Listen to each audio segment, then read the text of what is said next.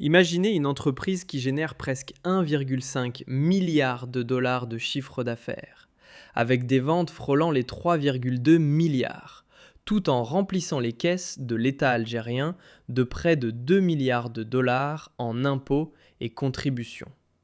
Plus de 1350 personnes travaillent là, et la moitié d'entre elles sont diplômées universitaires. Voilà le portrait d'une société florissante en Algérie, capable de multiplier ses profits, de créer davantage d'emplois et d'apporter encore plus de richesses au pays. Les chiffres? Éblouissants. Le chiffre d'affaires bondit de plus de 8%, les ventes grimpent de 6%, et les prévisions annoncent une croissance supérieure à 3% pour 2026.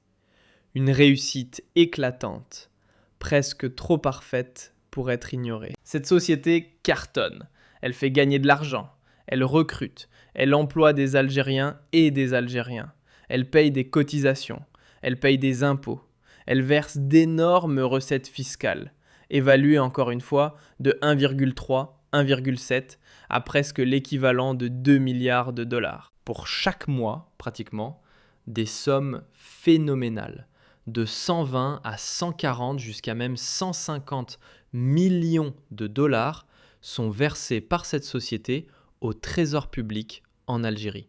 Et malgré cela, cette société, elle fait l'objet d'une immense entreprise de sabotage pour la casser, pour la détruire, pour la mettre à genoux et pour même la briser et la chasser du marché algérien. C'est l'incroyable histoire de la STEAM, la société algéro-émirati de production de tabac, qui est aujourd'hui soumise à des opérations de contrôle fiscaux et à de fortes amendes que lui inflige l'État algérien depuis pratiquement 2022 ou 2021.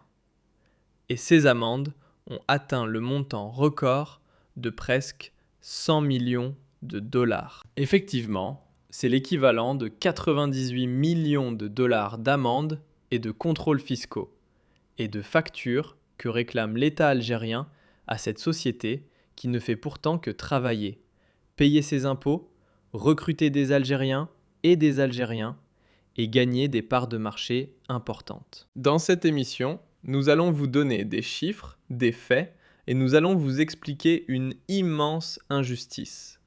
Dans tous les pays du monde, quand une société travaille bien, quand une entreprise paie ses impôts et rapporte beaucoup d'argent au trésor public, et elle fait employer les enfants, ou les enfants, les fils et les filles de ce pays-là, normalement, cette entreprise, elle est encouragée, elle est soutenue, elle est préservée. En Algérie, c'est l'exact contraire qui se passe.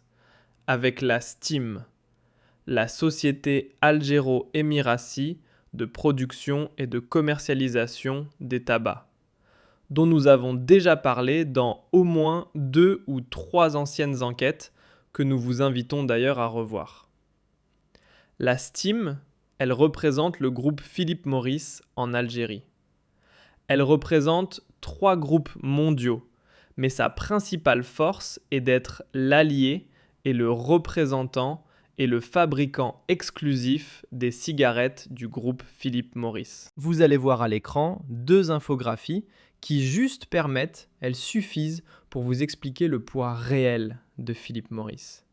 Philip Morris, c'est plus de 40 milliards de dollars de chiffre d'affaires en 2025. Philip Morris, sa valorisation, c'est-à-dire ce qu'il vaut, ce groupe, combien il coûte, combien, s'il est vendu entièrement à des nouveaux actionnaires, qu'est-ce qu'il pourrait rapporter.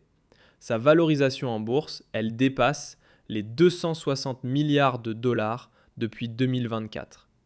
260 milliards de dollars, c'est l'équivalent du produit intérieur brut de l'Algérie. Un seul groupe américain, Philip Morris, fabricant de Marlboro et de LM et de plusieurs autres marques de cigarettes internationales, il vaut aussi cher que toute la richesse annuelle créée par l'Algérie, à savoir le produit intérieur brut de l'Algérie par an est aujourd'hui entre 260 et 263 milliards de dollars. La Steam, société algérienne dirigée par des ingénieurs algériens, par des managers algériens qui emploient uniquement des Algériens et des Algériens et qui a dans son actionnariat un groupe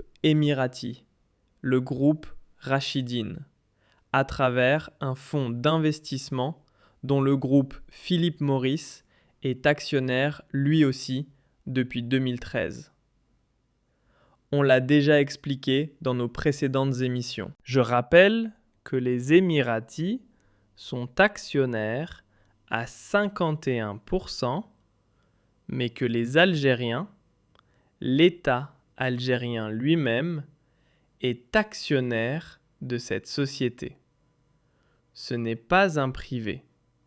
L'État algérien, à travers le groupe Madar, anciennement la CNTA, la Société nationale des tabacs et allumettes, le groupe Madar d'ailleurs qui affiche partout dans ses publications et dans ses présentations sa filiale ou ses participations dans la... Vous allez voir à l'écran quelques images et quelques démonstrations qui démontrent que Madar affiche fièrement, mais fièrement, ses participations à la Steam au sein du capital de la Steam. La Steam qui rapporte chaque année, je rappelle, on l'a révélé déjà dans les émissions précédentes, l'équivalent de plus de 100 à 110 millions de dollars de recettes, de dividendes, de bénéfices au groupe Madar. Le groupe Madar s'appuie essentiellement sur les dividendes qu'il récupère auprès de la Steam pour pouvoir financer toutes ses autres activités dans des domaines comme le gardiennage, l'immobilier, les finances, l'industrie, l'agroalimentaire, etc., etc. La Steam, une véritable poule aux œufs d'or. Mais la Steam, c'est une poule qui est traquée chaque jour par des loups qui veulent la déplumer, la manger et l'avaler. C'est exactement ce que nous avons découvert au cours de nos investigations. Nous avons découvert que la STIM fait l'objet de plusieurs contrôles fiscaux, a fait l'objet de plusieurs contrôles fiscaux, de plusieurs litiges. La totalité de ces litiges a permis à l'État algérien, ont été instrumentalisés par l'État algérien pour réclamer le paiement de plusieurs amendes dont le cumul a atteint l'équivalent de 90 millions de dollars. 98 millions de dollars. Presque 100 millions de dollars. Le premier litige oppose la Steam, selon nos investigations, à la CNAS, la Caisse nationale de l'assurance sociale. La CNAS a fait un rapport, a fait un contrôle, qui a fait état, selon les conclusions de ce contrôle de la CNAS, d'un non-paiement des cotisations de base relatives à ce qu'on appelle les jetons de présence, accordés aux membres du conseil d'administration, et ce pour une période qui va de janvier 2020 à août 2023. Le premier contrôle de la CNAS pour cette période de janvier 2022 à janvier 2023, de janvier 2020, de janvier 2020 à août 2023, il a permis de dresser une amende qui a été infligée à la Steam pour, à hauteur de 6,5 milliards de dinars, c'est-à-dire l'équivalent de presque une quarantaine de millions de dollars, plus exactement l'équivalent de 49,08 millions de dollars. Vous imaginez une amende de 49 qu'une entreprise doit payer, 49,08 millions de dollars. Non seulement ce montant est déjà gigantesque, mais on va dire la Caisse nationale des assurances sociales ne s'est pas contentée de demander le paiement uniquement de cette amende, mais elle a revu à la hausse cette amende en infligeant une autre amende, puisqu'elle a étendu la période de contrôle de son contrôle jusqu'à fin 2025. Et elle a fini par réclamer à la STEAM un montant record de plus de 6,8 milliards de dinars, c'est-à-dire l'équivalent de 51,20 millions de dollars. 51 millions de dollars que l'assurance sociale, que la CNAS, que la sécurité sociale réclament à 51 millions de dollars. Juste pourquoi? Parce qu'il y a un problème, apparemment, au niveau de ce qu'on appelle les jetons de présence dans les conseils d'administration de la STEAM. Alors, la CNAS, officiellement, selon nos investigations, elle reproche à la CNAS de ne pas avoir payé les cotisations sociales de base sur ce qu'elle appelle les tantièmes, les parts de bénéfices et les jetons de présence versés aux membres du conseil d'administration. Ces éléments étaient considérés par la CNAS en Algérie, par la Sécurité sociale en Algérie, comme étant des rémunérations soumises à des cotisations. Donc la CNAS a lancé des oppositions, des saisies conservatoires sur les comptes bancaires de la STEAM chez 3 banques. La Gulf Bank Algeria au niveau de l'agence de Coléa, de la Gulf Bank de l'AGB, de la Trust Bank Algeria au niveau des agences de Hydra et de Constantine. La STIM, elle a réagi au départ en saisissant la justice pour obtenir la main levée des saisies, à savoir le déblocage des comptes et l'annulation du rapport de contrôle, parce qu'elle a contesté les conclusions et les accusations de la CNAS. La justice a refusé de donner une suite favorable à la STEAM, et elle a confirmé le blocage des liquidités bancaires. Et elle a malheureusement prolongé le risque d'une paralysie des opérations courantes, notamment de la STIM, à savoir le paiement des fournisseurs, les salaires, etc. Et aujourd'hui encore, la CNAS réclame l'équivalent de 51,2 millions de dollars. C'est énorme pour une société, juste pour quelques jetons de présence au sein du conseil d'administration. Avant de vous expliquer le problème, il faut savoir que je voulais juste vous préciser que la STEAM, elle a engagé toutes les procédures judiciaires nécessaires afin d'obtenir la main levée, comme je l'ai dit, des saisies frappant ses comptes bancaires. Et elle a également sollicité l'annulation du rapport de contrôle suspendu. L'affaire n'a pas été encore traitée, mais selon nos dernières informations, recoupées par nos soins au cours de nos investigations, l'État, les autorités de la justice algérienne ont refusé de donner suite favorable à la STEAM et elles demandent de payer cette amende record de presque 60 millions de dollars. Encore une fois, le montant suffit à lui seul d'intriguer, pour impressionner. 52,20 millions de dollars. C'est quoi le problème? Pourquoi une telle amende ou une telle punition? Alors, officiellement, c'est quoi un jeton de présence? Il faut savoir que euh, les Algériens ne connaissent pas, peut-être, et n'ont pas une grande notion, beaucoup de notions au niveau de la culture économique, faute d'avoir des médias spécialisés dans ce domaine, et faute vraiment de pédagogie dans ce domaine-là.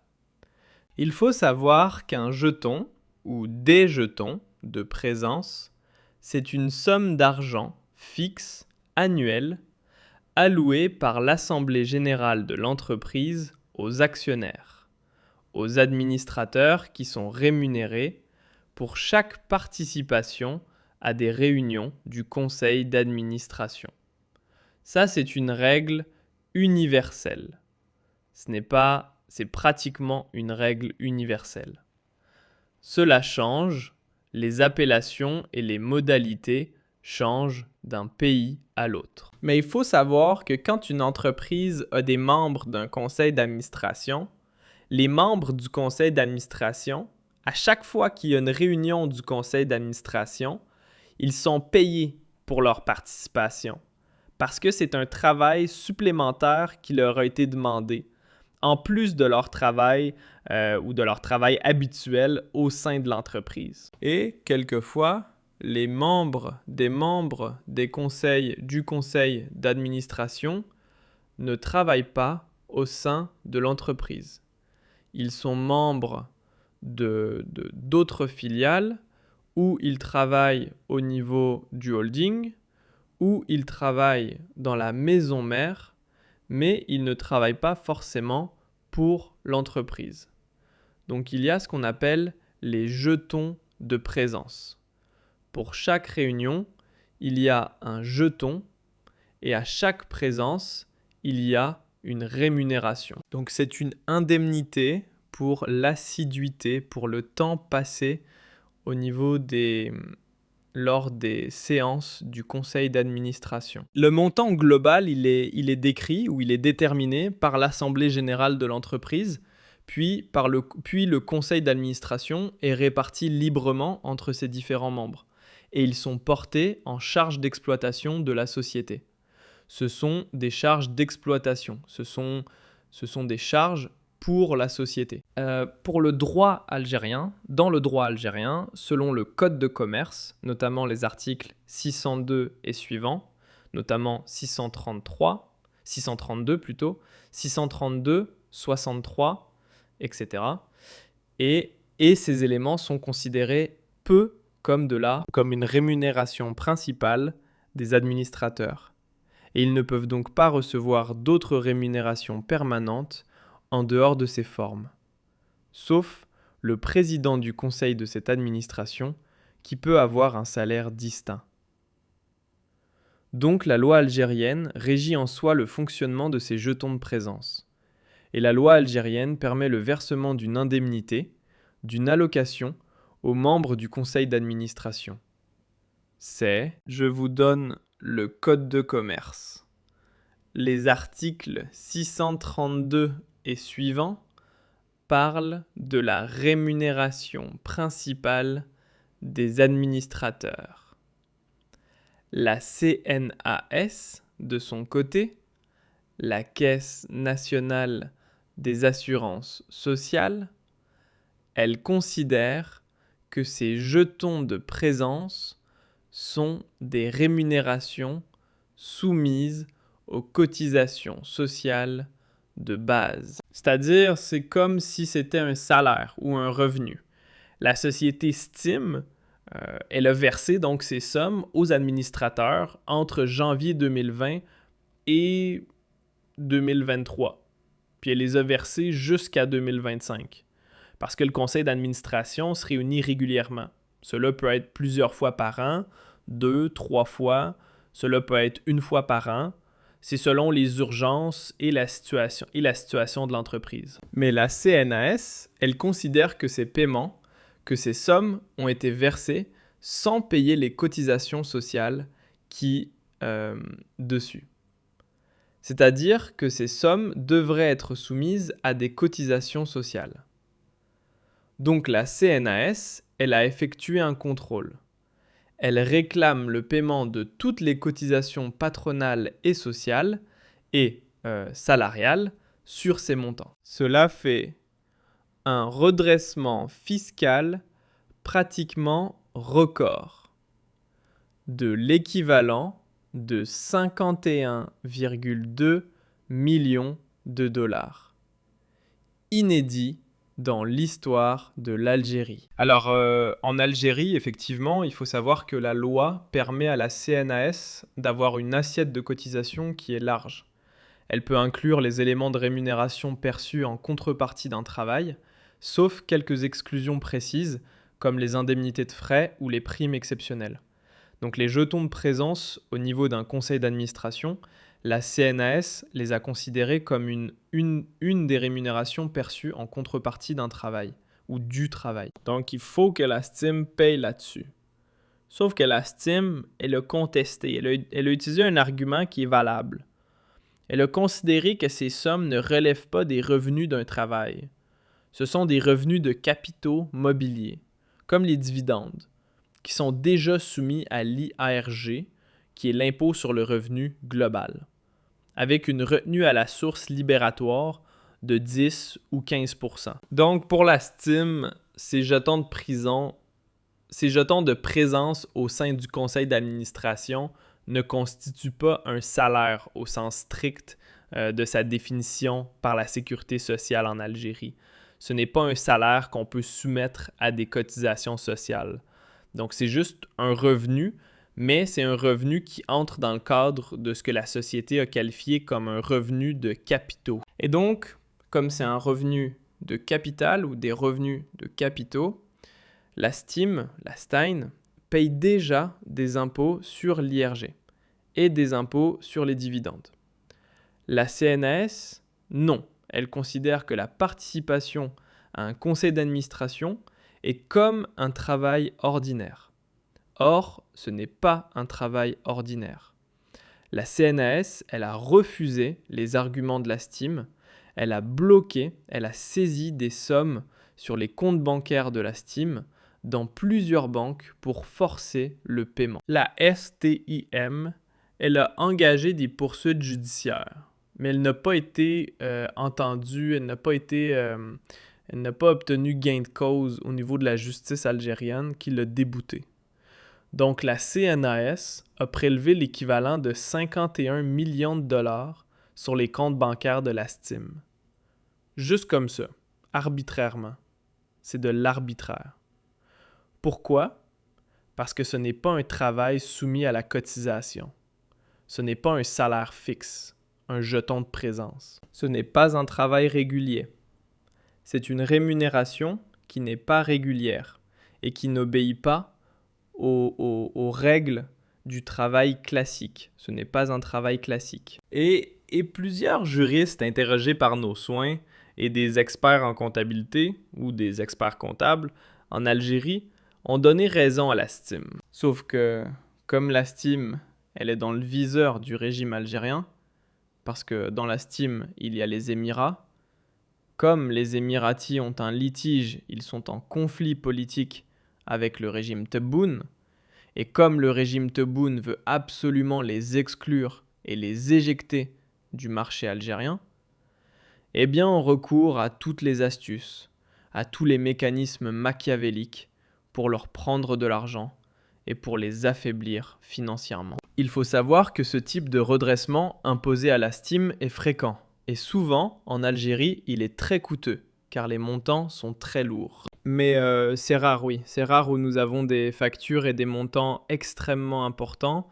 Et normalement, les tribunaux agissent rapidement pour calmer la CNAS et pour donner une chance à la société privée ou étrangère qui a été contrôlée, qui a été soumise à des amendes par la CNAS, à des renégociations ou à des reformulations, ou même la société peut obtenir un gain de cause quand la CNAS exagère. Donc, considérer des paiements administrateurs comme des rémunérations soumises à des cotisations sociales, c'est une dérive, c'est de l'arbitraire. Déjà, je rappelle que la STIM, elle paye beaucoup d'argent en termes de cotisations sociales et de recettes fiscales. On a toujours sorti les chiffres.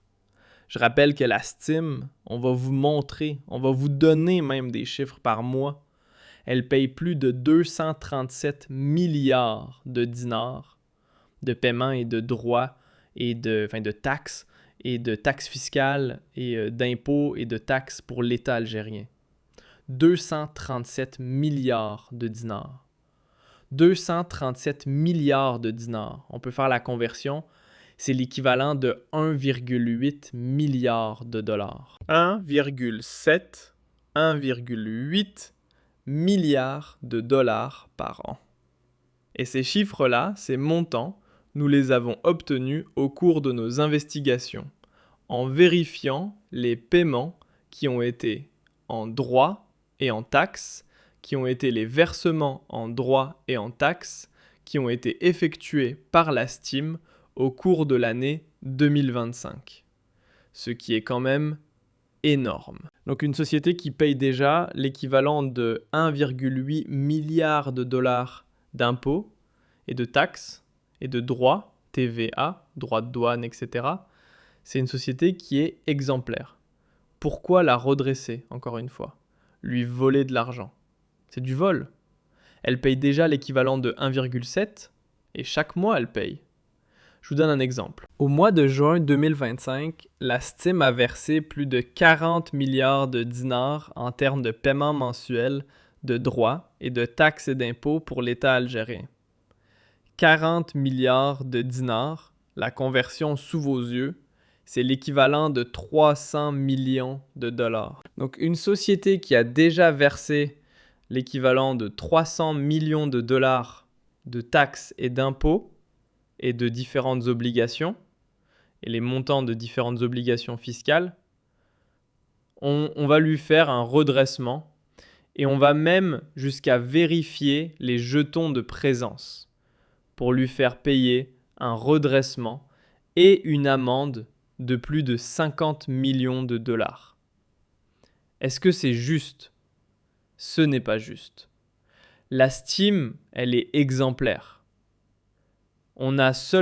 Elle a payé plus de 300 millions de dollars de paiements, encore une fois, de taxes et de droits pour l'État et de recettes fiscales pour l'État algérien.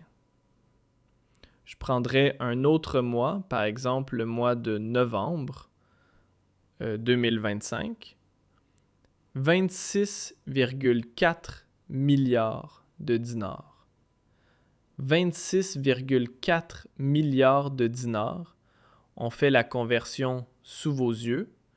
C'est l'équivalent de 200 millions de dollars. Une société qui paie des impôts, qui verse à l'État algérien entre 300 et 200 millions de dollars chaque mois, c'est énorme. C'est une société vertueuse. Mis à part la Sonatrach et quelques-unes de ses filiales, aucune autre société, ni privée ni étrangère, ne verse autant d'argent pour le fisc, pour le trésor public en Algérie ou pour le fisc algérien. C'est versé pour le fisc, et ça. Ou pour les différentes administrations algériennes, le fisc, les douanes, etc. Et après, c'est reversé pour le trésor public. Donc elle ramène de l'argent à l'État. Pourquoi bloquer ses comptes bancaires, faire des saisies bancaires et l'obliger à payer encore une fois une amende cumulée à plus de 51,2 millions de dollars pour une interprétation qui est fausse, qui n'est pas vraie de ce qui est appelé la rémunération des membres du conseil d'administration, à savoir les jetons de présence ou ce qu'on appelle les tantièmes. Sans rentrer dans les détails techniques, parce que c'est un peu compliqué d'expliquer tout ce qui est technique, etc. C'est pas l'objet de cette émission, mais c'est une injustice. C'est une véritable injustice. Alors, je vais quand même faire plaisir à certains experts, parce que les gens nous aiment bien quand on fait preuve de pédagogie. Les tantièmes, c'est une part variable des bénéfices, ou ce qu'on appelle parfois elle est calculée parfois sur le chiffre d'affaires ou d'autres sur d'autres bases. elle est accordée aux membres des conseils d'administration en récompense de leur gestion, de leur implication dans la gestion. Donc c'est un mécanisme qui récompense davantage la performance et les résultats des managers de l'entreprise. Ils sont alloués en forme de jetons de présence. Quand j'assiste à un conseil d'administration, j'ai un jeton de présence.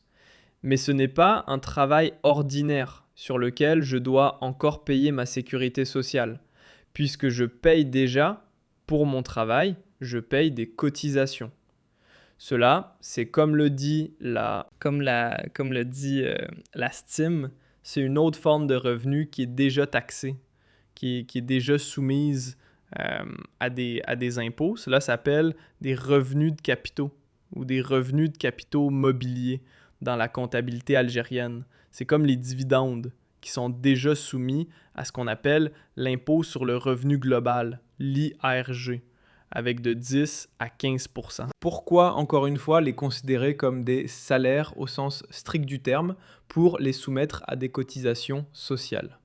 C'est tout simplement de l'arbitraire. C'est de l'arbitraire. Mais la STIM n'a pas que cela comme problème. Elle a encore, malheureusement, d'autres problèmes.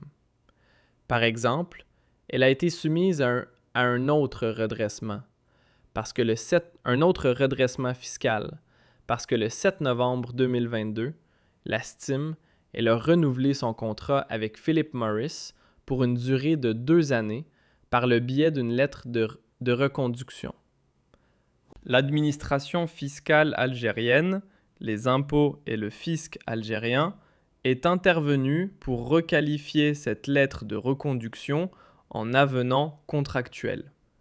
Il a appliqué un nouveau taux de change entre le dollar et le dinar pour demander à la STIM de payer 4 milliards, l'équivalent de 4,4 milliards de dinars supplémentaires. Donc c'est une nouvelle amende à laquelle a été soumise la STIM, alors que la STIM ne devrait pas la payer, parce qu'elle a fait que renouveler encore une fois son contrat avec Philip Morris. Ce renouvellement a été soumis à un paiement d'une amende supplémentaire, parce que le fisc algérien, il a dit « Ah non, votre contrat initial était sur un taux de change, mais cette fois-ci, le taux de change, il a changé. Vous devriez donc payer une nouvelle somme, parce qu'on a recalculé les retenues à la source au niveau de la TVA et au niveau de l'impôt sur la société. » La STIM, elle a fait un recours qui a été rejeté, et le délai légal, le sursis légal dont elle avait bénéficié, et elle doit payer 4,4 milliards de dinars. 4,4 milliards de dinars. C'est une autre somme coquette, c'est l'équivalent de 33 millions de dollars. Et cela fait partie de ces amendes cumulées qui sont estimées à 90 millions de dollars que nous avons pu confirmer au cours de nos investigations. Donc, tout est bon pour prendre de l'argent à la STIM. Tout est bon. Contentieux fiscal, contentieux avec la CNAS. Voilà, il faut tout payer. Tu renouvelles ton contrat, un nouvel impôt. Tu fais une nouvelle action, redressement massif. Ce n'est pas normal. Ce n'est vraiment pas que des procédures fiscales et des procédures de contrôle qui sont enclenchées ou engagées contre la STIM. Mais le pire, il est ailleurs. Le pire, c'est que la STIM, elle risque de perdre beaucoup de ses locaux à cause d'une interdiction dont elle fait l'objet et qui est inique. Mais une écomonde. Je rappelle que, par exemple, pour ces nouvelles amendes, ces redressements qui ont été imposés par le fisc algérien, la STIM, elle a déjà payé. C'est-à-dire, dès qu'elle perd au niveau des tribunaux administratifs, dès que la justice algérienne va la débouter, etc., dès que la période du délai du sursis est épuisée, elle paye, elle est obligée de payer. En plus de ce qu'elle paye comme droit et comme taxe, elle est obligée de payer ses redressements, les montants de ses amendes records auxquels elle a été soumise à cause de ses redressements fiscaux. Mais en plus de payer de l'argent et de payer beaucoup d'argent c'est-à-dire la totalité, l'intégralité des sommes réclamées par l'État algérien ont été payées par la STIM. Et même si les recours sont en cours de procédure, la STIM, elle paye. Donc quoi qu'il arrive, elle paye. Donc l'argent, il sort de ses caisses pour aller vers les caisses de l'État. Le régime Tebboune ne se contente pas de faire payer la STIM des sommes supplémentaires de ce qu'elle paye déjà.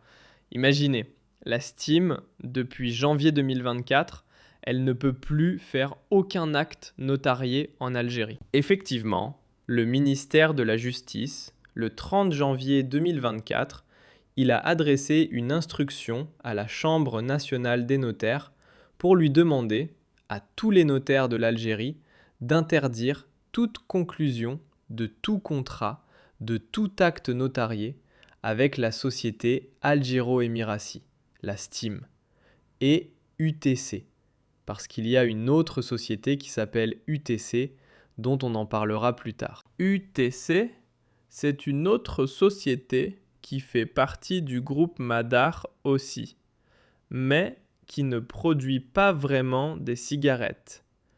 Elle est censée commercialiser uniquement les cigarettes de marque algérienne. Mais UTC, on va laisser de côté parce que sinon, on va se perdre. Concentrons-nous sur la STIM. UTC, c'est un autre dossier sur lequel nous travaillons. La STIM, depuis fin janvier 2024, les notaires algériens n'ont pas le droit, je dis bien, n'ont pas le droit de lui conclure, ou de lui valider, ou de lui signer, ou de lui effectuer le moindre acte notarié. Et cela date de janvier 2024. Cela fait maintenant 2 ans. Nous sommes au mois de fin mars 2026. C'est unique au monde. Il n'y a pas d'équivalent. J'ai cherché, je n'ai jamais vu un État à travers le monde qui interdit à une société spécifique de réaliser ou d'effectuer le moindre acte notarié. Donc la société de tabac Algéro-Émirassi, elle est soumise à une interdiction, non seulement illégale, parce que l'État algérien ne l'a jamais motivée, l'État n'a pas le droit d'interdire cette société. Elle est agréée en Algérie, elle a des contrats, elle paie ses impôts, elle paie ses salariés, elle paie les cotisations sociales et patronales, elle s'est acquittée de toutes ses obligations. Et malgré cela, l'État lui interdit arbitrairement, sans aucune explication, d'effectuer ou de le moindre acte notarié. Elle est interdite d'effectuer le moindre acte notarié en Algérie. C'est une instruction officielle du ministère de la Justice qui a été d'ailleurs, dont nous avons déjà parlé, etc., et qui a été déjà expliquée par la Chambre nationale des notaires et qui a fait état de toute une liste d'entreprises, d'entités économiques qui sont interdites de contrat par la justice. C'est-à-dire que la STIM, elle est interdite de contrat par la justice. Comment une société qui verse? Jamais vu. On n'a jamais vu à travers le monde où une société verse au trésor public l'équivalent de presque 2 milliards de dollars de recettes fiscales, mais elle est interdite de contrat au niveau des notaires. C'est de la folie. Quelle est la conséquence? Eh bien, la conséquence, tous les baux de location, parce que la STIM, elle est propriétaire de son usine, elle a une usine à Coléa, mais tout ce qui est centre de distribution, tout ce qui est dépôt pour stocker les cigarettes et pour les distribuer et pour les revendre au marché national, elle est traitée au niveau de locaux qui sont loués par la STIM. Il faut savoir, encore une fois, le chiffre. La STIM, elle a vendu plus de 2 327 000 caisses en 2025 et qu'en 2026, elle prévoit de vendre plus de 2 600 000 caisses de cigarettes. C'est quand même énorme. Je rappelle, il s'agit de plusieurs milliards de cigarettes qui sont vendues régulièrement, annuellement, en Algérie.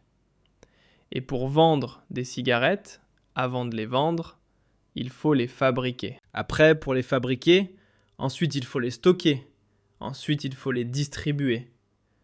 Je vous raconte une seule anecdote pour comprendre la gravité de la situation. La Stim, elle a un immense dépôt qui est situé à Chifa, dans la wilaya de Blida, connu pour les singes, pour ses singes, pour sa nature, etc. Chifa, pour ne pas confondre avec la carte Chifa, ce qui n'a rien à voir avec la commune de Chifa. Voilà, Chifa, dans la wilaya de Blida. Dans la Chifa, l'Arabia, en arabe on dit Chifa, à Chifa, il y a un immense dépôt de la Stim qui a été loué en privé depuis des années. La Stim, elle paye pratiquement 700 millions de centimes par mois, presque 1 milliard de centimes par mois. C'est énorme, c'est énorme. C'est un privé qui a construit un immense dépôt qui conforme toutes les normes de sécurité, etc. et qui conforme aux normes des normes exigées par l'industrie du tabac pour stocker les cigarettes, les Marlboro, etc. et les LM, les différentes marques fabriquées par la Stim. À la fin de l'année 2025, le contrat de location s'est achevé, c'est terminé. Donc, il fallait le renouveler. Mais la Stim ne peut pas le renouveler. Pourquoi? Parce à cause de l'instruction de fin janvier 2024, les notaires n'ont pas le droit de lui réaliser aucun acte notarié. Un bail de location, il faut passer par un notaire. Donc, elle ne peut pas renouveler sa location. Qu'est-ce qu'elle fait? Elle a trouvé une astuce pour payer 30% du montant, pour bloquer 30% au niveau du notaire, etc., en attendant la possibilité de faire l'acte de location. Comme elle est interdite de faire un acte de location, donc elle n'a pas pu renouveler son contrat. Le propriétaire du dépôt, il a pu juste toucher 30%. Dans le cadre, il y a un vide, il y a un mécanisme réglementaire qui est complexe à expliquer. Mais peu importe, on ne va pas rentrer dans la technicité. Il y a un aspect réglementaire qui permet à une société de verser 30% du montant de la location à un bailleur, en attendant de faire le bail ou de renouveler le bail. Mais les 30% ont été consommés à partir de fin mars 2026 plutôt. La Stim ne peut plus payer son bailleur et le bailleur ne peut pas recevoir de l'argent de la part de son locataire, qui est la Stim, parce qu'il n'a pas de bail. Il n'a pas un acte notarié, il ne peut pas aller chez un notaire et faire la signature et renouveler le bail. Donc le bailleur, le propriétaire, il est perdant. Et la Stim, elle se retrouve hors la loi. Sauf que maintenant, le bailleur, qu'est-ce qu'il doit faire? Il doit déposer plainte contre la Stim pour les sortir de son dépôt. Il ne va jamais trouver un meilleur locataire que la Stim. Parce que pour payer 700 millions par mois, il n'y a pas beaucoup de sociétés privées ou étrangères ou même d'États qui paieront autant. Donc le bailleur, il n'a pas envie de se séparer de la Stim. Il est avec eux. Il travaille avec la Stim depuis de nombreuses années. Il veut juste avoir un bail. Il veut juste avoir un acte notarié qui le protège et qui dit que voilà, c'est une location, la Steam, elle paye, etc. Mais la Steam ne peut pas faire de bail de location. Elle est interdite à cause de l'instruction unique et inédite du 30 janvier 2024. Et si la Steam, elle sort éjectée, ou elle sort de son dépôt de Shifa, eh bien, vous allez avoir une pénurie de cigarettes parce que c'est le plus gros dépôt de la Steam. C'est-à-dire que si elle n'utilise pas ce dépôt-là pour stocker, ensuite redistribuer et alimenter le marché national, il y aura une pénurie de cigarettes. La Steam, je rappelle, c'est 76 à 80% de part de marché quand même. Donc les fumeurs algériens, il y a plusieurs millions de fumeurs algériens, ils risquent de ne plus trouver de cigarettes à cause de ce problème de location du dépôt de Shifa. C'est un scénario kafkaïen, rocambolesque. Et c'est inédit dans le monde entier. Et encore une fois, nous, il faut savoir qu'il s'agit d'une société qui gagne, qui fait gagner de l'argent et qui a des parts de marché importantes et qui est le partenaire exclusif d'un géant mondial qui est Philip Morris.